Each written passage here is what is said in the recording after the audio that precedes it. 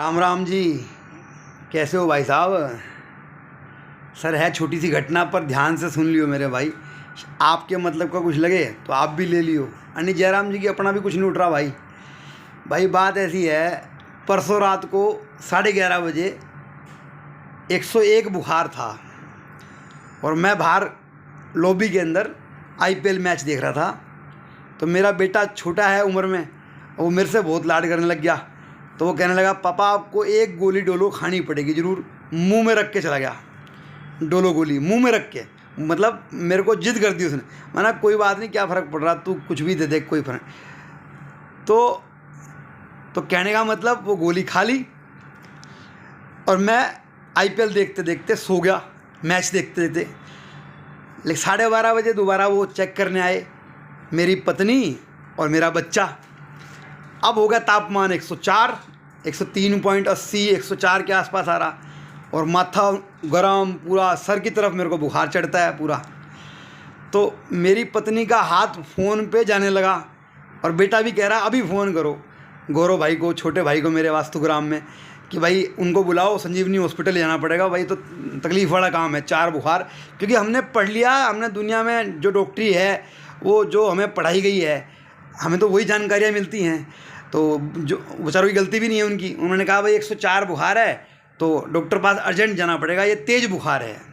मैंने कहा भाई घबराओ नहीं, मुझे ऐसा कुछ फील नहीं हो रहा, मैं तो आराम से सो ही रहा था। हाँ थोड़ी हरारत जरूर है, लेकिन ऐसा नहीं है, घबराने वाली कोई बात नहीं है। कोई भी अननेसरी पेन नहीं है कि ब्लड का दौरा बहुत ही हो रहा हो, सर बहुत ऐसे कहीं अंदर से कुछ स्पार्क करने वाला हो, ऐसा कुछ फटने वाला काम नहीं है। हाँ भारीपन है, लेकिन घबराने वाली कोई बात नहीं, पूर्ण होश है। तो मैंने उन्हें रिक्वेस्ट करी, मैं कहा 10 मिनट रुको आप, सिर्फ मुझे आप सोफ़े के किनारे बैठने दो आराम से और एसी खोल दो। और मैंने फिर ठंडे पानी की पट्टी जो है मिसिज ने रखी और थोड़ा बहुत स्पंज किया। तो ऐसे करके मैं उन्हें बातों में थोड़ा लगा लिया, चलो भी बातें करते रहे आपस में। और 10 के 15 मिनट बीत गए तो फिर थर्मामीटर से चेक करा, बुखार आया 99। अब आप कहोगे यार तुम्हारे बुखार में हमें क्या इंटरेस्ट है, ये कैसी कैसी बातें बोलते हैं। भाई अपने मतलब की बात ढूंढ लियो यार, आपको मिल जाएगी। आप मेरे व्यक्तिगत, मुझे मरा हुआ समझो आप। मोनू जो है ना, मोनू कपड़े वाला, उसे आप व्यक्तिगत रूप से मरा हुआ समझो। सारी ईर्ष्या, आपके सारे रिश्ते उसी मोनू से है ना, आप उसे मरा हुआ समझो। लेकिन सत्य को सुनो। तो फिर क्या हुआ मालूम आपको? फिर ये घटना जब मैं किसी को बता रहा था कि 99 बुखार हो गया, तो किसी ने कहा भाई ठंडे पानी का कमाल हुआ होगा, ठंडे पानी की पट्टियों से काम हो गया। किसी ने कहा भाई रिश्तेदार आ गए, उन्होंने बचा लिया। किसी ने कहा भाई, मैंने उन्हें कहा भाई मेरे हाथ पैर तो हमेशा गर्म रहते हैं, हमेशा ऊर्जावान, भगवान की कृपा है।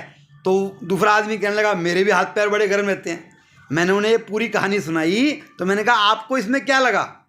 तो बोला जी मेरे हाथ पैर भी बहुत गर्म रहते हैं, मेरी भी ऊर्जा गर्म रहती है।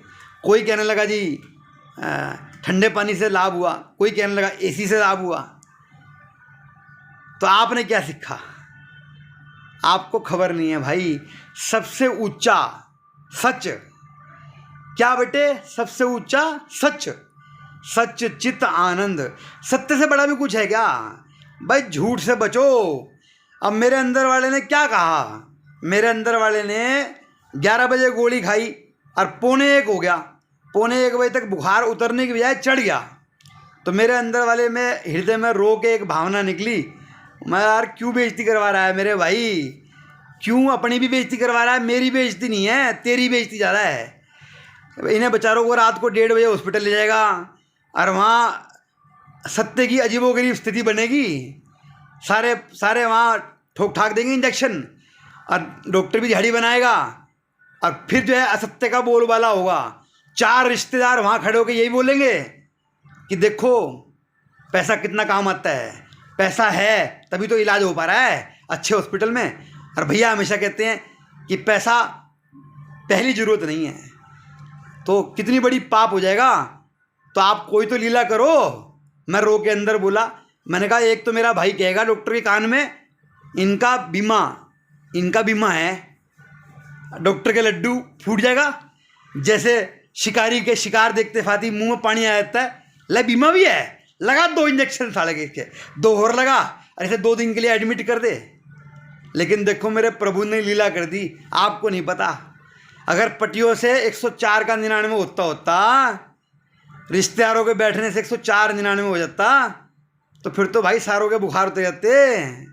अरे सत्य की पुकार है बेटे, वो किसी भी रूप में आवेगा, चाहे वो मेरी पत्नी बन के आए, चाहे मेरा बच्चा बन के आए, चाहे थर्मामीटर बन के आए, चाहे एसी का बटन बन के आए, चाहे थर्मामीटर की लालटेन खराब कर दे। वो 104 बुखार चाहे उतरा ना हो, चाहे वो उसे 99 कर दे थर्मामीटर खराब करके, पर वो आएगा मेरे भाई। 108 भी रहता ना वो तब भी आता। हाँ चलिए, राम राम जी राम, बाकी आपकी मर्जी है, समझ लो।